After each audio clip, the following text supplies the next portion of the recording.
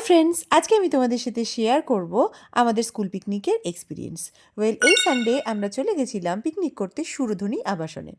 এই জায়গাটা কিন্তু জাস্ট অসম।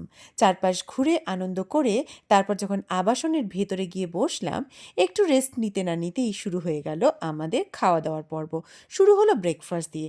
ব্রেকফাস্টে ছিল কড়াইশুঁটির কচুরি, তার সাথে ছিল আলুর দম। শুধু তাই নয়, তার সাথে ছিল নলেন গুড়ের রসগোল্লাও। সব দিদিরা মিলে একসাথে বসে গেলাম ব্রেকফাস্ট করতে। কী যে মজা হচ্ছিল বলে বোঝাতে পারবো না।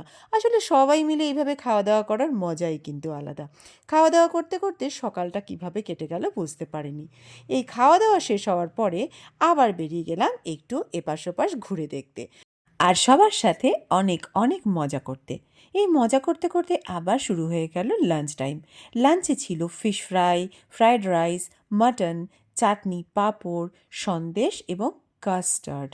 সত্যি কাস্টার্ডটা কিন্তু অসম ছিল। পেট ভরে খাওয়ার পর আবার বেরিয়ে গেলাম হাঁটতে। রয়ে গেল সবার সাথে কাটানো সুন্দর সুন্দর কিছু স্মৃতি। যখন বাড়ি ফিরছি তখন বারবার এই কথাই মনে হচ্ছিল, ইস, আবার কবে ফিরে পাবো, আবার আসবে আমাদের এই পিকনিকের দিনটা।